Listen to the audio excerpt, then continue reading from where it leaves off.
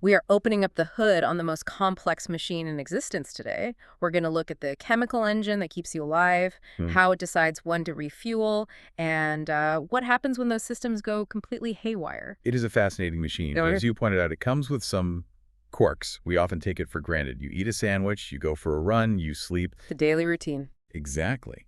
But underneath that surface routine is a biological balancing act that is, frankly, mind-blowing. Yeah. We're talking about a system that has to balance energy input, your food, with energy output, your work and heat, with incredible precision over the course of decades. That's the hook for me, the precision, because I was reading through the source material, chapter 72 of this massive physiology text, and the math is terrifying. It is. If you eat just a tiny bit more than you burn every single day over 10 years, you should theoretically gain a massive amount of weight. But most people, generally speaking, stay relatively stable. How does the body know? That is the central mystery we are going to unpack today. How does the body count calories without a calculator? We are going to look at everything from dietary balances to the neural regulation of feeding, literally the wires in your brain that say eat or stop, and the metabolism that powers it all. And we aren't just talking calories in, calories out in some, abstract way. We're going down to the molecular level. We've got the specific neurons in the hypothalamus, the hormones that act as traffic signals for fat storage.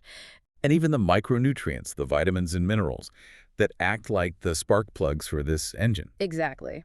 Our mission today is to decode the physiological mechanisms of hunger, understand the true biological definitions of obesity and starvation, and look at the vital role those vitamins play.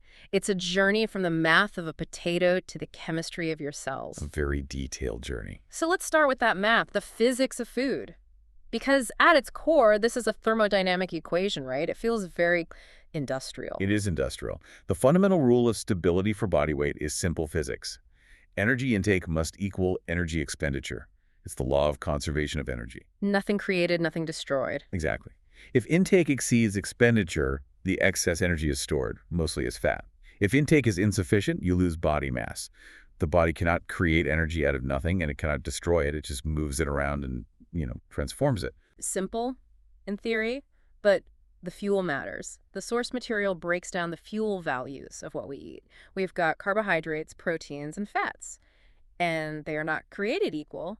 I think most people know fat is worse in terms of calories, but the difference is stark.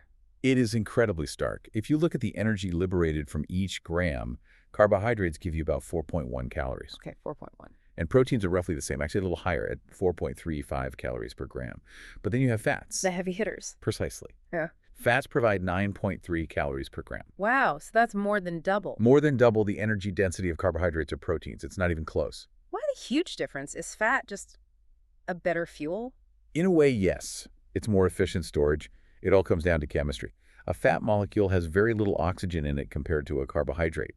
It's mostly just a long chain of carbon and hydrogen. Okay. That means there's more stuff to burn or oxidize. It's like the difference between trying to burn a pile of damp leaves versus burning a can of gasoline. The gasoline is pure fuel. The leaves have a lot of water and other stuff that won't burn. Right. Carbohydrates are sort of like the damp leaves. They already have a lot of oxygen atoms in their structure, so there's less potential energy to release. Fat is the gasoline. There's this great comparison in the notes, the potato versus butter showdown. It really visualizes this density issue. This illustrates the point perfectly. Imagine a standard dinner plate. You can have an entire helping of potato, a big steaming mound. It feels substantial. It fills your stomach, right? Right, it's a lot of food. Or you can have a small pat of butter, just a little square. And calorie-wise, they are the same. They can be surprisingly close. Yeah. Because the fat in the butter is pure energy density, 9.3 calories per gram, and it contains almost no water. The potato, on the other hand, is structurally full of water and carbohydrates. So a lot of its weight is just water. A huge amount. So you can eat a massive volume of potato for the same energy cost as a tiny little nugget of fat. That's why fat is so deceptive in the diet. It packs a punch in a small package. You don't feel full from that pat of butter, but your body definitely registers the energy. That's a key part of the control problem we'll get into later. No, I want to pivot to proteins because the text brings up something I hadn't thought about in a long time. The idea of partial proteins. Ah, yeah. I feel like the fitness industry tells us protein is protein. Just get your 30 grams, bro. In terms of raw calories, sure, protein is protein. Right. But in terms of biology and building tissue, absolutely not. That's where we have to look at the partial protein problem. So what's the requirement? How much do we need? An average person needs about 30 to 50 grams of protein a day. But that isn't for energy, not primarily. That is to replace the body proteins that are constantly being degraded and rebuilt. You are constantly remodeling your own house. And you need specific bricks for that. Exactly. The bricks are amino acids. Your body can make some of them, the non-essential ones, but there are the essential amino acids that must come from your diet. If you don't eat them, you simply can't build the proteins you need. So if you're eating a protein source that's missing those pieces, it's like trying to build a Lego castle, but you're missing all the 4x2 bricks. You have a million 1x1s, but you can't build the wall. That's a great analogy. It's perfect. And your body doesn't store amino acids in the same way it stores fat. So you need a constant supply of all the pieces all at the same time. Which is where the source comes in. Right. Animal proteins, meat, eggs, dairy are usually complete. They have the full kit of amino acids, all the Lego bricks you need. All the pieces are in the box. Yes. But vegetable and grain proteins are often partial. The classic example from the text is corn. Right. The corn versus meat distinction. Corn protein is lacking in two critical amino acids, Yeah. tryptophan and lysine. If your diet is exclusively corn-based, you can eat as much as you want. You can be stuffed full of corn every day, but you will still suffer from protein deficiency because you aren't getting those specific blocks. That sounds paradoxical. You can be full, but technically starving for specific nutrients. Yes, it's a malnutrition of quality, not quantity. And this leads to a specific syndrome mentioned in the text called kwashiorkor. It's a tragic condition. It is heartbreaking. It's seen in parts of the world where the diet consists almost entirely of cornmeal, often after a child is weaned from breast milk. So they're getting calories, but not the right kind. They get plenty of calories, so they don't look like they're starving in the traditional skeletal sense. Instead, they have edema swelling, especially in the belly. Why the swelling? It's because their plasma protein concentration, particularly albumin, drops so low that the oncotic pressure in their blood vessels can't hold on to water anymore. So water leaks out into the tissues. So the fluid balance of the entire body breaks down. Completely. And they have a failure to grow, lethargy, a depressed mentality. It's a starvation of quality, not quantity. But there is a hack for this, the vegetarian solution. Because obviously plenty of people are vegetarian and don't get kwashiorkor. There is, and it's beautiful how culture anticipated chemistry. Nature provides a workaround. So you combine things. Exactly. While corn is low in tryptophan and lysine, beans and other legumes are rich in them. Conversely, beans might lack another amino acid, methionine, which corn has plenty of. So they cover each other's gaps. They perfectly complement each other. If you mix corn and beans, which is a staple in so many cultures, like tortillas and beans in Mexico or succotash or rice and beans, you create a complete protein profile. You're building a complete meal out of two incomplete parts. You literally synthesize a complete protein meal by combining two incomplete sources. It's an incredible example of nutritional wisdom embedded in culture. It's amazing how cultural cuisines figured that out long before we understood the chemistry. They just knew that this works and this makes strong children. Trial and error over millennia. Speaking of chemistry, let's talk about the respiratory quotient, or RQ. Now, looking at the notes, this sounds like something out of a sci-fi medical bay. Captain, his RQ is dropping. What exactly are we measuring here? It's a very clever way scientists and clinicians figure out exactly what fuel a person is burning in real time. It's a ratio. A ratio of what? It's the output of carbon dioxide divided by the intake of oxygen. So you put a person in a special room or have them breathe into a device, a calorimeter, and you measure every molecule of gas going in and coming out. So measuring what you breathe in versus what you breathe out tells you if you're burning fat or sugar. That seems like a leap. It connects back to the chemistry we discussed earlier. Remember how fats have very little oxygen and then they're mostly carbon and hydrogen? Right. The gasoline. Exactly. So that means when you burn fat, you have to supply a lot of oxygen from the air to bond with all those carbon and hydrogen atoms to make CO2 and water. So you take in a lot of O2 and you breathe out a certain amount of CO2. The math works out so that the ratio of CO2 out to O2 is about 0.7. Okay, so 0.7 is the fat burning signature. Correct. Right. Now, carbohydrates already have a lot of oxygen built into their structure. One oxygen for every carbon. So you don't need to inhale as much extra oxygen to burn them. The ratio of CO2 produced to oxygen used is exactly 1.0. 1 for 1. 1 for 1. So if a doctor hooks you up to a machine and your RQ is 1.0, you are running on carbs. If it's 0.7, you're running on fat. And protein is in the middle somewhere. Exactly. Protein sits somewhere in the middle at about 0.8. In a normal mixed diet, a person's average RQ is about 0.85, but it changes throughout the day. So I ate a big pasta dinner, my RQ would spike towards 1.0. It would. And then if you fasted overnight, the next morning your body has used up its immediate carb stores and switched to the reserve tank's fat. Your RQ would drop down to about 0.7. That makes sense. But the text mentions a really specific clinical application for this involving diabetes. And it sounds like a glitch in the matrix. It is a metabolic tragedy. In severe untreated type 1 diabetes, what is the situation? The blood is full of glucose, tons of sugar floating around. Right, hyperglycemia. But the cells, they can't get it. The door's locked. The door is locked because there is no insulin or no insulin response to open the glucose channels. So the cells are bathing in a sea of sugar but are literally starving to death. They have no choice but to burn fat and protein for energy. So if you measure the RQ of a diabetic patient who just ate a huge meal, Their RQ will be 0.7. just like a starving person. Exactly. The machine reads starvation because chemically, at the cellular level, the cells are behaving exactly as if they are starving, despite the incredibly high blood sugar. It's a definitive diagnostic sign of the body being tricked into survival mode. That is fascinating and terrifying. It's like the body is gaslighting itself. That's a very modern way to put it, but yes, it's an accurate description of the internal confusion. And that transitions us perfectly into the control center. Right. If the body can be tricked, who is supposed to be in charge? How does the body actually know when to eat or stop? It's not just a feeling in your stomach, it's a command center in the brain. The hypothalamus. The seat of hunger. The hypothalamus is the master regulator. It sits deep in the brain, just above the brainstem. And within it, we have specific nuclei clusters of neurons that have very distinct jobs.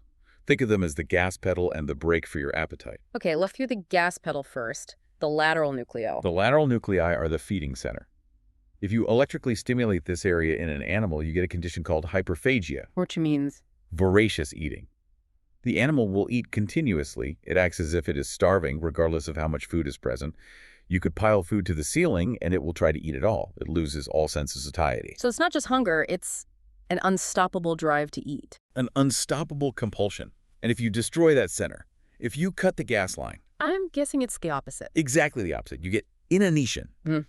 The animal loses all desire for food. It will literally starve to death with a juicy steak right in front of its nose. It just doesn't recognize it as food. It simply has no drive, no instinct to eat.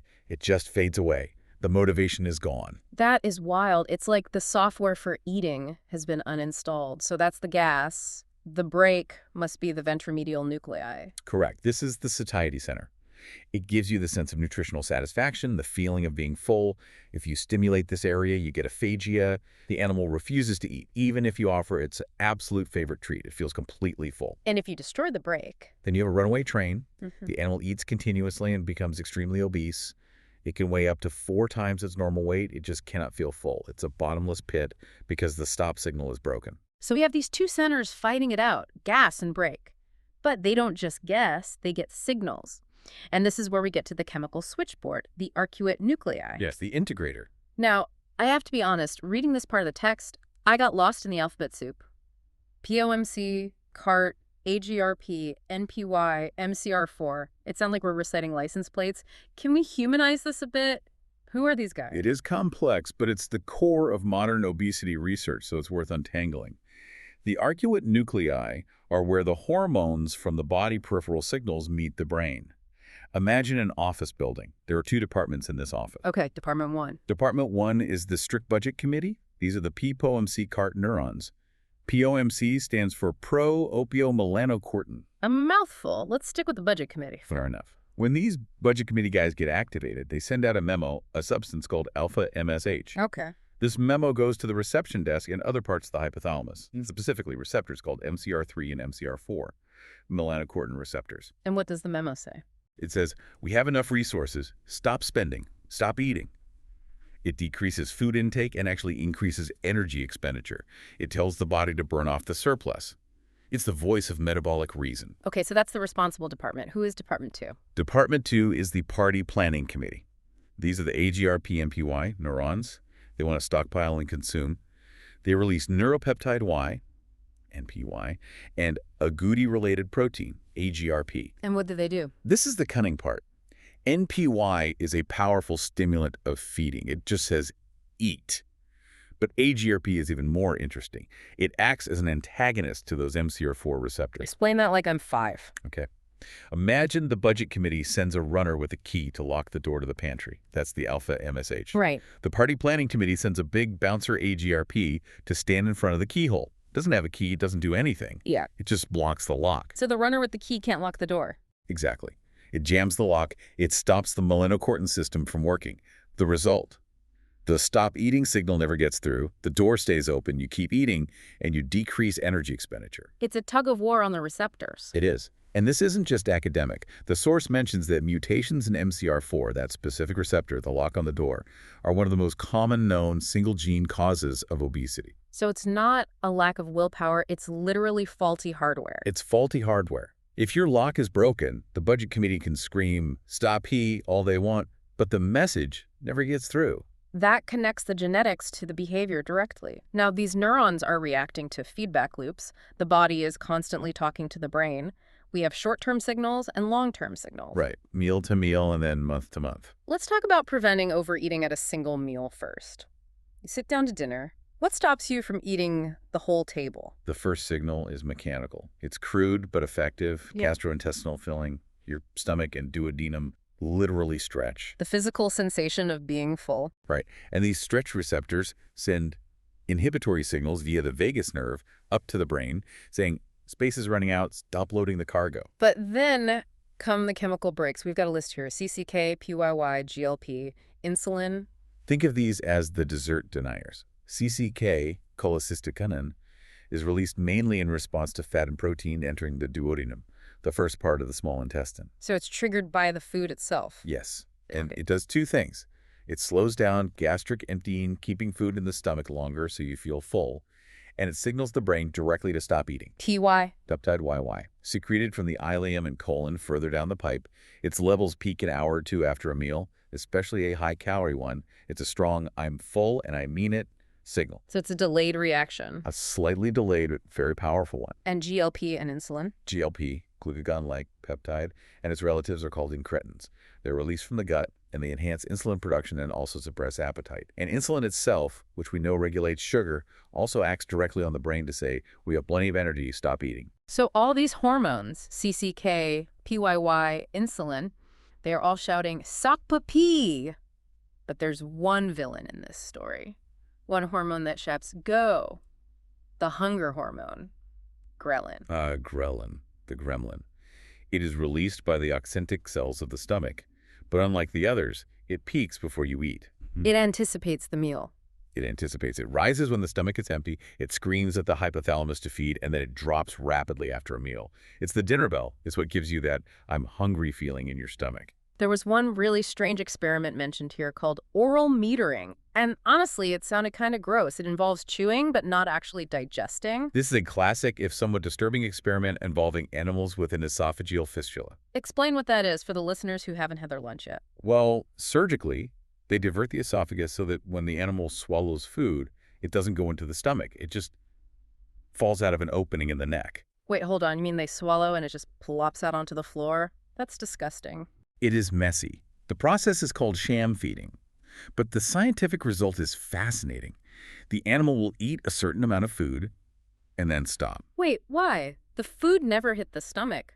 No stretching, no chemical signals from the gut. Exactly. Even though no food reached the stomach to trigger those stretch receptors or hormonal signals, the act of chewing, tasting, and swallowing provides a temporary inhibition of the feeding center. So your mouth creates a placebo-full feeling. For about 20 to 40 minutes, it's a metering system to prevent you from eating too much before the slower chemical signals have a chance to kick in. It buys the body time. It buys the body time. It says, okay, we swallowed a lot of stuff just now. Let's pause and see what actually hits the stomach and what the calorie load is. That is incredibly clever. It prevents you from exploding before the brain realizes you've eaten. Okay, so that's meal to meal. But what about maintaining weight over months or years? The long-term regulation. This is where we look at the nutrient levels in the blood and the state of your energy stores. We have the glucostatic, aminostatic, and lipostatic theories. Meaning the brain watches glucose, amino acids, and lipids. Essentially, yes. The brain has chemoreceptors that monitor the levels of these key nutrients. If they drop, hunger rises. If they stay high, hunger is suppressed. It's trying to keep your energy reserves stable. And temperature plays a role, too. I notice they eat more in the winter. You're not imagining that. Exposure to cold increases your appetite. To build fuel for the fire. Exactly. You need fuel to generate body heat. Conversely, exposure to high temperatures decreases eating because the metabolic process of digestion itself creates heat, which you don't want if you're already sweltering. It's thermal regulation via diet. But the king of long-term regulation seems to be leptin, the fat thermostat. Leptin is critical. When it was discovered in 1994, everyone thought we had cured obesity. The magic bullet. That's what they thought. Leptin is a hormone produced by your fat cells, your adipocytes. The more fat you have, the more leptin you produce. So it's a direct inventory report from your fat stores.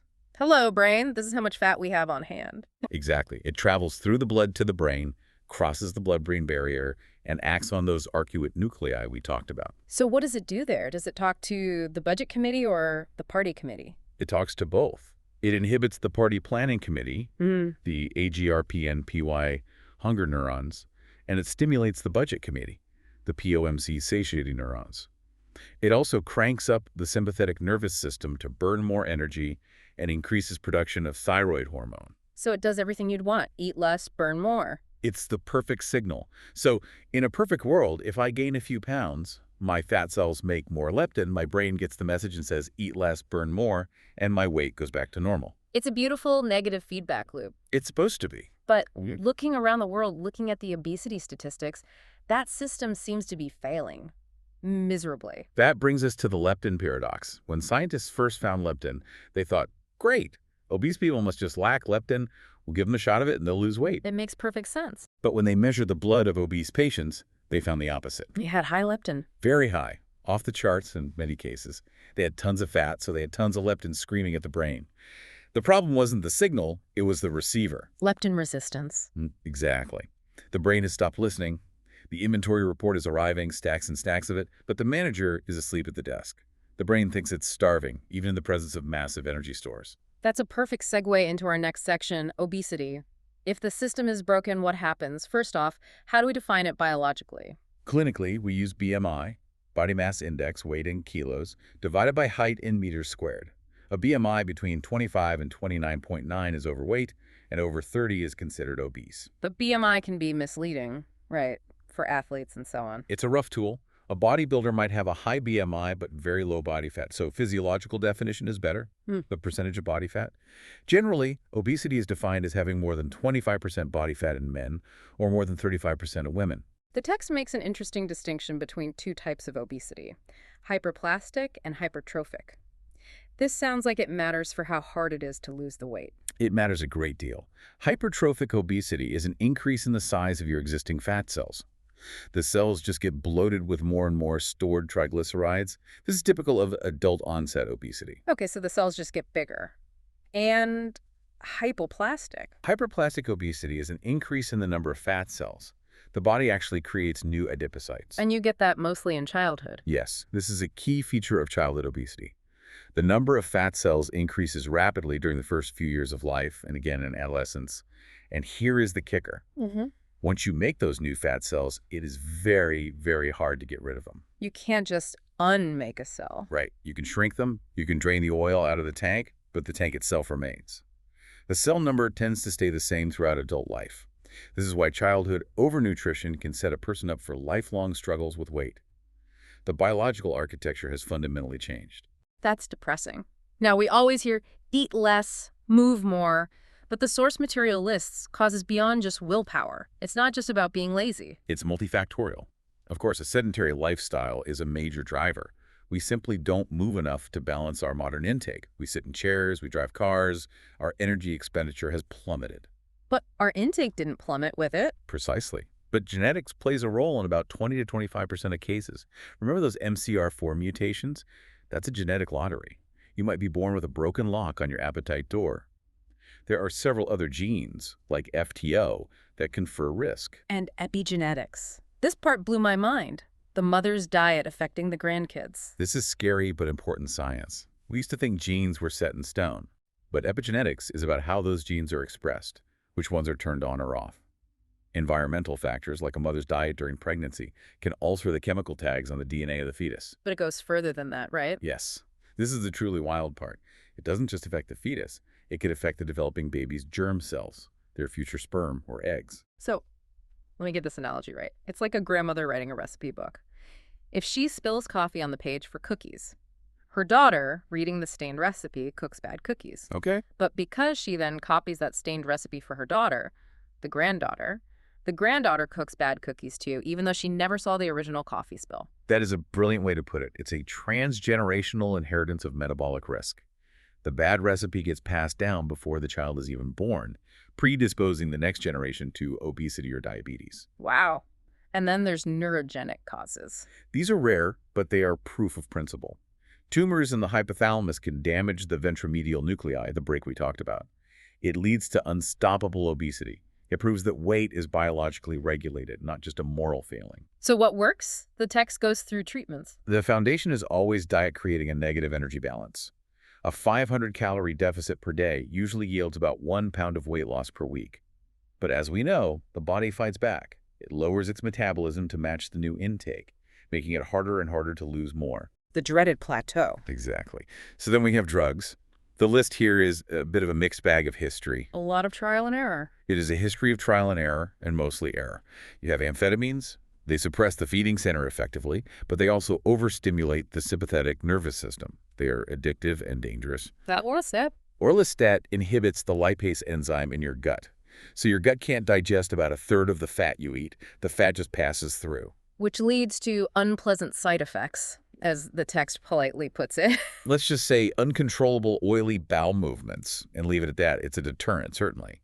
Then you have drugs like lorcaserin, which activated serotonin receptors, but it was withdrawn from the market over safety concerns. And the newer ones. You have Qsymia, a combo drug, and then the real game changers, GLP-1 agonists like liraglutide and semaglutide, Ozempic, Wegovy, those names. These mimic that satiety hormone we talked about earlier. Exactly. They are synthetic versions of GLP-1. They tell the brain we're full, and they slow down the stomach. They are effectively hacking the natural satiety system and bypassing some of that leptin resistance. And for extreme cases, surgery. Bariatric surgery. Gastric bypass, where a small stomach pouch is connected directly to the jejunum. Gastric banding, which is less common now. And the sleeve gastrectomy, where a large part of the stomach is removed. And these work just by making the stomach smaller? That's part of it, but there's more. Especially with bypass, they often lead to immediate remission of type 2 diabetes, likely due to massive hormonal changes in the gut changes in incretins like GLP-1 that happen days after surgery, long before significant weight comes off. Let's flip the coin. From too much food to no food. Starvation. It's the metabolic crash. We need to distinguish terms here. Inanition is the simple physiological lack of food availability. Anorexia is the central loss of appetite, which can be psychological or physiological. And cachexia. Cachexia is different to wasting syndrome. This is what you see in cancer patients, right? It's not just not eating. No, it's a metabolic disorder. In late-stage cancer, or AIDS, the body produces massive amounts of inflammatory cytokines, like TNF-alpha and IL-6.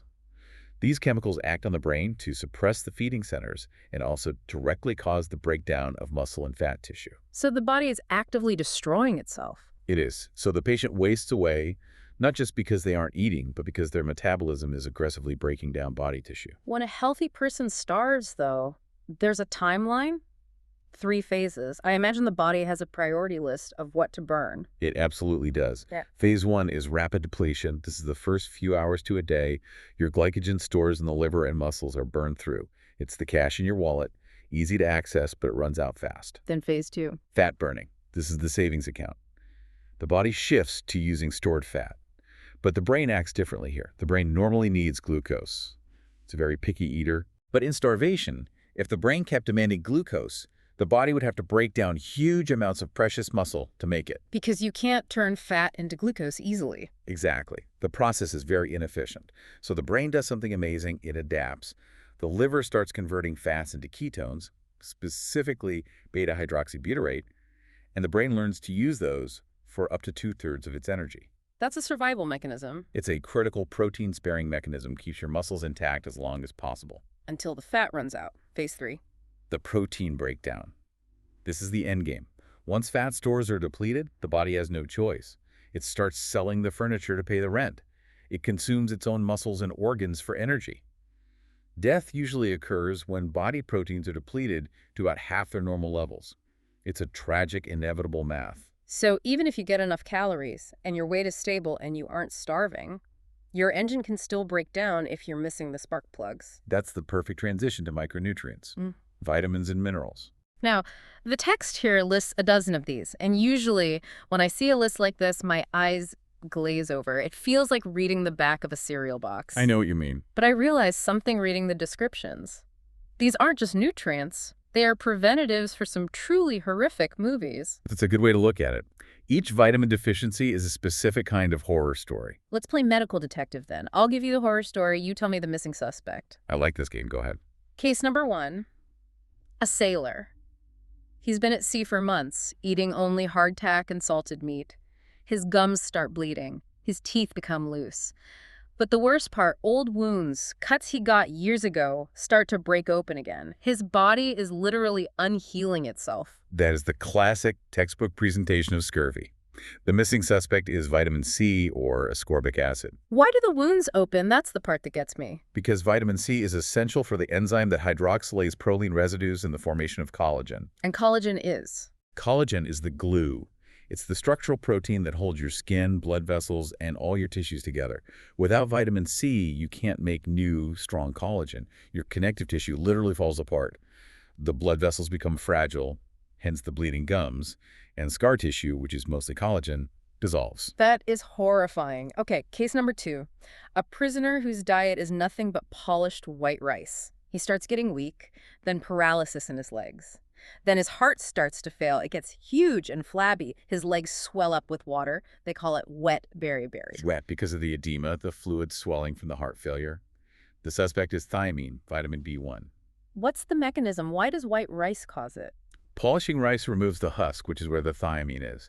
And thiamine is critical for carbohydrate metabolism, specifically as a coenzyme for the decarboxylation of pyruvate before it enters the Krebs cycle. So no thiamine, no energy from carbs. You can't process the energy efficiently. The nervous system and the heart, which are incredibly energy demanding, fail first. Case number 3. This one is from the American South in the early 1900s. The 3Ds: dermatitis, a rough skin rash, diarrhea, and dementia. The skin gets dark and scaly when exposed to the sun. That is pellagra. The missing vitamin is niacin, or B3. And the text mentions something about dogs. Yes, in dogs, the same deficiency causes black tongue. The tongue turns necrotic. Niacin is essential because it forms NAD, a coenzyme that is absolutely critical for almost all oxidation reduction reactions in the cell. No niacin, no energy transfer, cell death. Okay, let's rattle through a few more of these mysteries quickly. Night blindness and scaly skin. Vitamin A. The retinal pigments in your eye literally have vitamin A as their core component. No A, no vision in low light. It's also crucial for epithelial cell health, hence the skin issues. Pernicious anemia and spinal cord damage. Vitamin B12. But the twist is, you usually have enough B12 in your diet. The mystery is often the lack of intrinsic factor from the parietal cells in the stomach, which you need to absorb it. Without B12, red blood cells don't mature properly, and the myelin sheath of your spinal cord can demyelinate, causing paralysis. Crickets. The soft-bowed bones in children. Vitamin D. Its primary role is to increase calcium absorption from the gut. Without it, bones don't mineralize properly. They stay soft like cartilage and bend under the force of gravity. And finally, let's talk minerals. Zinc. I usually think of zinc for colds, but the text highlights a much more fundamental role. Zinc is the unsung hero of breathing and 100 other things. But one key role is that it is an integral part of an enzyme called carbonic anhydrase. Which does what? It's in your red blood cells, and it speeds up the reaction that converts CO2 and water into carbonic acid, which is how CO2 is transported in the blood. Without zinc, you literally couldn't transport the exhaust gas out of your body fast enough. You'd suffocate on your own waste products. It's amazing. We started with the simple concept of a calorie a potato versus a pat of butter, and we ended up with zinc shuttling CO2 and vitamin C holding our scars together. It really highlights the big picture. The body is a series of incredibly intricate and interconnected checks and balances. You have the neural checks in the hypothalamus, our budget and party committees, the hormonal checks with leptin and ghrelin, and the chemical foundation of vitamins and minerals. It's a redundant, resilient system. It fights to keep us alive. It is. It's designed to keep us alive in a world of scarcity, a world where the next meal was uncertain and you needed to hold on to every calorie. Which brings me to the final thought. We have all these systems, ghrelin screaming, eat, leptin trying to say stop, multiple brain nuclei all designed to make sure we eat enough and maintain our weight. Right, a system heavily biased against weight loss. But in the modern world, those same systems seem to be our downfall. The drive to eat is so powerful, and the stop signals are so easily ignored or overridden. It creates a provocative question. If our physiology is so perfectly tuned with all these redundancies to keep weight stable, why is the modern environment so good at breaking it? Maybe it's not that the machine is broken, maybe we're just driving it off-road. Exactly. It implies that our bodies are perfect machines, but they are built for a world that no longer exists. We are Stone Age biology living in a fast food, sedentary environment. We have a gas pedal designed for a long, empty road, and we're stuck in bumper-to-bumper traffic. The mismatch is where the pathology begins. Something to chew on next time you're deciding between the potato and the butter. Thanks for listening to The Deep Dive. Stay curious.